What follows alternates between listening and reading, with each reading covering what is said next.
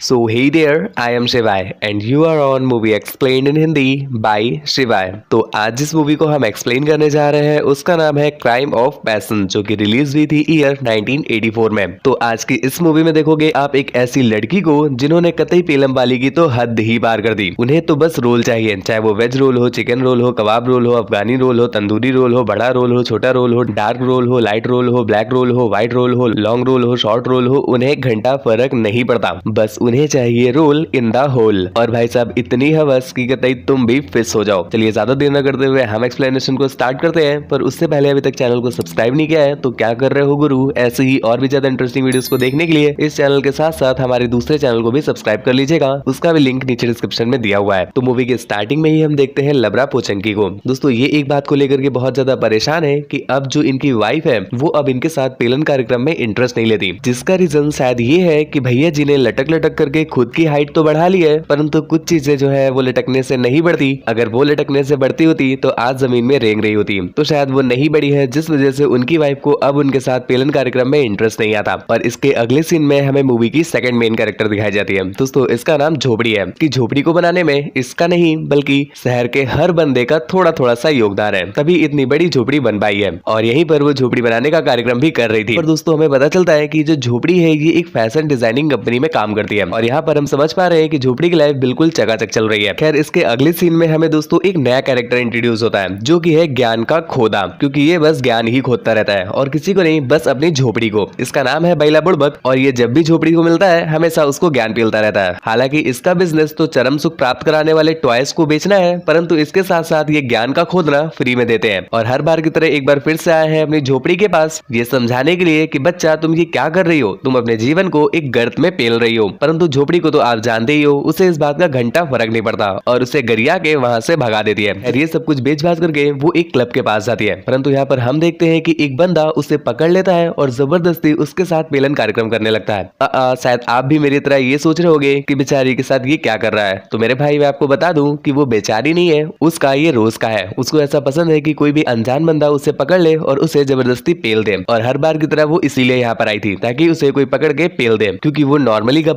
करके अब बिल्कुल बोर हो चुकी है और उसे चाहिए कुछ रोमांचक। खैर यहीं पर दूसरी तरफ हम देखते हैं अपने लबरा पोचंकी को, जिसे एक कॉल आता है जो कि दोस्तों उसी फैशन डिजाइनिंग कंपनी से था। और दोस्तों यहाँ पर हमें पता चलता है कि अपना लबरा पोचंकी एक स्पाई भी है, मतलब धीमी आंच में भुना हुआ अपना चंपक जासूस। तो यहाँ पर उस कंपनी का ओनर अपने लबरा पोचंकी से कहता है कि मुझे एक बंदी की स्पाई करवानी है। और दोस्तों वो बंदी कोई और नहीं अपनी झोपड़ी है, क्योंकि उस कंपनी के ओनर को झोपड़ी पर कहीं ना कहीं शक हो गया था, जिस वजह से वो लबरा पोचंकी को अपने ऑफिस में बुलाता है और यहाँ पर वो अपनी झोपड़ी के बारे में सारी इंफॉर्मेशन देता है और उससे कहता है कि तुम मुझे स्पाइंग करके बताओ कि जो झोपड़ी है वो किस किस से मिलती है, कहाँ कहाँ मिलती है, कब कब मिलती है, क्या क्या खाती है, क्या क्या लेती है, क्या क्या देती है। जिस पर अपना लबरा पोचंकी भी मान जाता है और इसके अगले ही दिन से वो लग जाता है झोपड़ी के पीछे। तो अगले दिन वो नोटिस करता है कि झोपड़ी जब कंपनी से निकलती है तो यहाँ से सीधा चली जाती है एक बार में, और बाहर से जब वो बाहर आती है तो दोस्तों उसके कपड़े बिल्कुल एक वैश्या की तरह हो जाते हैं। और यहाँ पर वो बार के बाहर ही खड़े होकर के ये 300 300 300 ये 300 300 300 ये 300 300 300 करने लगती है। अब दोस्तों ये 300 क्या है ये तो आप समझ ही गए होंगे। दोस्तों ये देख करके अपने लबरा पोचंकी की भी फट जाती है, क्योंकि उसे भी समझ नहीं आ रहा कि सोचता हूँ कि वो कितने मासूम थे, क्या से क्या हो गए देखते देखते। खैर उसकी ये पुकार सुन करके एक बंदा उसके पास आता भी है। पेमेंट करने के बाद वो लोग चले जाते हैं लिटिल ओयो में, परंतु यहाँ पर अपनी झोपड़ी को उसके साथ ज्यादा मजा नहीं आता और झोपड़ी को पेलन सुख ना दे पाने की वजह से झोपड़ी उसे धार करी आती है। यहाँ पर दूसरी तरफ अपना लबरा पोचंकी इस सब की स्पाइंग कर रहा था, और यहाँ पर हम देख पा रहे हैं कि भैया जी के मन ही मन और कहीं और से भी लड्डू फूट रहे हैं। और दोस्तों इसके साथ साथ हम देख पाते हैं कि वहाँ पर एक डायरी भी रखी हुई है, जिसमें अलग अलग पेलन कार्यक्रम करने के थोड़े से हाई लेवल वाले तरीके पोजीशंस दी हुई है। दोस्तों इन्हीं को देख करके अपनी झोपड़ी अलग अलग पेलन कार्यक्रम के तरीके ट्राई करती है, क्योंकि वो इतने समय से पेलन कार्यक्रम करती आ रही है तो अब उसका इंटरेस्ट नॉर्मल वाले से हट गया है और उसे चाहिए कुछ अलग लेवल का। खैर ये सब कुछ कंफर्म करने के बाद वो अगले दिन जाता है कंपनी के ओनर के पास और उन्हें सब कुछ सच सच बता देता है, बस सिर्फ झोपड़ी के शौक के बारे में कुछ भी नहीं बताता, मतलब उसकी जो पेलन वाली लाइफ है उसके बारे में कुछ भी नहीं बताता, बाकी जो उसने देखा वो सब कुछ बता देता है। और दोस्तों उसने ऐसा इसलिए नहीं किया क्योंकि वो खुद उसकी बहती नदी में डुबकी लगाना चाहता था, जिसके अगले ही दिन वो सीधा पहुंच गए झोपड़ी के दर्शन करने। यहाँ पहुंच करके वो झोपड़ी से कहते हैं कि बाबू मुझे पेलन कार्यक्रम करना है, और मेरा मुन्नू मान नहीं रहा, लेकिन प्रॉब्लम ये है कि मेरे पास पैसे नहीं है। जिस पर अपनी झोपड़ी, देख रहे हो मेरे भाई कितनी दयालु लड़की है, वो कितनी ज्यादा दयालु लड़की है, क्या कहती पता है, कहती है पैसे की क्या दिक्कत है बाबू, तुम्हें पेलने का मन हो रहा है, कोई दिक्कत नहीं, तुम आ जाओ, पैसे वैसे का तो चलता रहेगा, चरम सुख सबसे ज्यादा जरूरी है, पैसे भले ही तुम कम लाए हो परंतु जो अपने 100 रुपए है वो तो लेकर आए हो ना। जिस पर वो कहता है कि हाँ हाँ पूरे 100 रुपए है मेरे पास, जिस पर वो भी कंफर्म कर देता है और कौन से 100 रुपए वो तो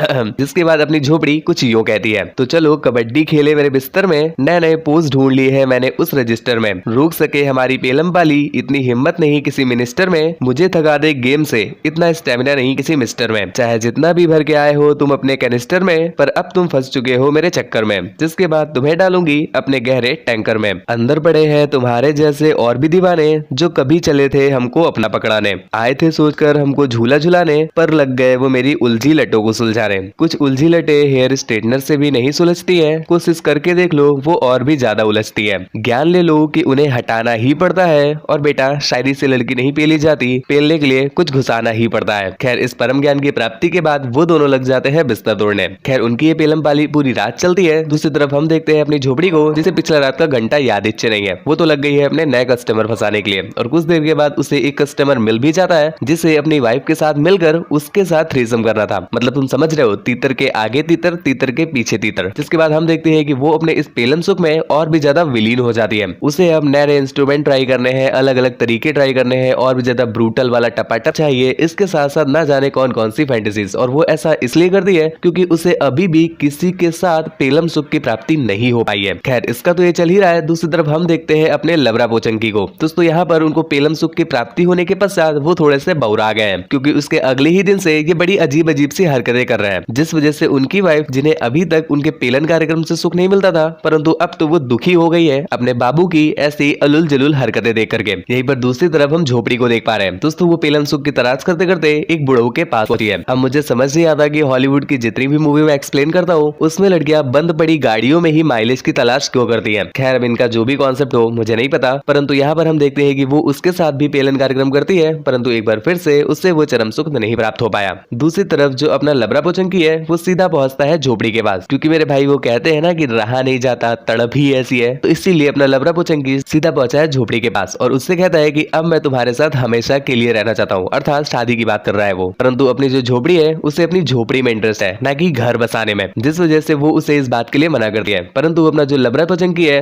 वो अपने इश्क की दुहाइयां देने लगता है और उसके सामने ठंडी रोना रोने लगता है और उससे कहता है कि तुम्हें वो पेलम सुख ही चाहिए ना, जो तुम्हें अभी तक कोई नहीं दे पा रहा, तो रुको मैं तुम्हें यहीं पर देता हूँ। जिसके बाद वो दोनों करते हैं चाटा पोछी और फिर उसके बाद कुची पुची। खैर तुम्हें भी यही लग रहा होगा कि भैया जी ने तो आज उसे बिल्कुल एकदम कर ही दिया होगा, परंतु दोस्तों भैया जी आए थे एक्सपेक्टेशन लेकर के अमिताभ बच्चन वाली, लेकिन खोलने पर पता चला कि वो निकले अर्जुन रामपाल और एक बार फिर से अपनी झोपड़ी को झोपड़ी का परम सुख नहीं मिल पाता। जिसके बाद अगले दिन हम देखते हैं अपने लबरू पोचंकी की वाइफ, जिन्हें अब कहीं न कहीं इस बात का रिग्रेट हो रहा है कि वो अपने पति के साथ कितना गलत कर रही थी और वो फाइनली उसके साथ सब कुछ ठीक करने का सोचती है। परंतु जो उनका हस्बैंड है अर्थात अपना लबरा पोचंकी, अब तो उसे झोपड़ी का टेस्ट लग गया है ना, तो वो अब उसके साथ कुछ भी ठीक नहीं करना चाहता, जिस वजह से उसकी वाइफ को कहीं न कहीं शक होता है कि ये जो अभी तक चाटा पूछी किया करता था आज ये कट क्यों मार रहा है। और यहीं पर दूसरी तरफ हम देखते हैं अपनी झोपड़ी को, जो वो ज्ञान का खोदा था ना अपना बैला बुड़बक, वो उसे अपने घर में ले आया है और यहाँ पर उसे बांध करके कुछ रिचुअल कर रहा है, क्योंकि उसे ऐसा लगता है कि झोपड़ी के अंदर पेलन कार्यक्रम की आत्मा आ चुकी है और उस आत्मा को निकाला नहीं जाएगा तो झोपड़ी अपनी झोपड़ी बर्बाद कर लेगी। और इस चीज के लिए वो पता नहीं आंगल मांगल प्रक्रिया कर रहा है और जिस वजह से झोपड़ी भी बहुत परेशान हो गई है। लेकिन यहाँ पर वो रुकने का नाम ही नहीं ले रहा, जिसके कुछ देर के बाद वो उसे कुछ पकड़ाता है और उससे कहता है इससे तुम मुझे ही मार दो, क्योंकि मुझे खुद को ही सैक्रिफाइस करना पड़ेगा तभी ये आत्मा निकलेगी। और यहाँ पर झोपड़ी जो कि उसे इतना ज्यादा पक चुकी है कि वो भी उसे मारना चाहती है। यहाँ पर दूसरी तरफ हम देखते हैं कि जो अपना लबरा पोचंकी है वो भी वहां पर पहुंच गया है और उसके सामने ही अपनी झोपड़ी उसे कर देती है। खैर यहाँ पर भैया जी तो तय हो जाते हैं और वो अपने अंतिम वर्ड में यही कहते हैं कि अब तुम्हारे अंदर से झोपड़ी की आत्मा निकल चुकी है और तुम अब एक शुद्ध कन्या बन गई हो। खैर इसके बाद मूवी एंड हो जाती है। मूवी के एंडिंग में हम देखते हैं अपने लबरा पोचंकी को, जो कि एक थेरेपी सेशन में आया हुआ है, जो कि शायद एक मेंटल थेरेपी थी, क्योंकि यहाँ पर वो अपनी लाइफ के बारे में बता रहा था, जिसमें उसने बताया कि उसने अब अपनी वाइफ को छोड़ दिया है और वो अब फिलहाल झोपड़ी के साथ ही रह रहा है, जिसमें वो लोग काफी ज्यादा खुश भी है। उसकी इसी बातों के साथ ये मूवी यहीं पर एंड हो जाती है। दोस्तों मूवी आपको कैसी लगी हमें नीचे कमेंट करके जरूर बताना और आप अपने लबरा पोचंकी के बारे में क्या कहना चाहोगे। उसने अपनी वाइफ को छोड़ करके झोपड़ी को अपनाया, ये चीज गलत है या सही, नीचे कमेंट करके जरूर बताना। बस हम आपके थॉट्स जानना चाहते हैं। इसके साथ साथ चैनल अभी तक सब्सक्राइब नहीं किया है तो क्या कर रहे हो गुरु, चैनल सब्सक्राइब कर लो, बेल आइकन प्रेस कर लो, हमारे सेकंड चैनल को एक बार विजिट कर लेना, उससे तो तुम अपने आप ही सब्सक्राइब कर लोगे, क्योंकि इतना तगड़ा कंटेंट आपको वहां पर मिलने ही वाला है। मुझसे बात वगैरह करना चाहते हैं या फिर मुझे साक्षात देखना चाहते हैं तो इंस्टाग्राम पर फॉलो करके मैसेज कर दीजिएगा। आज के लिए बस इतना ही। Thank you, bye bye, signing of.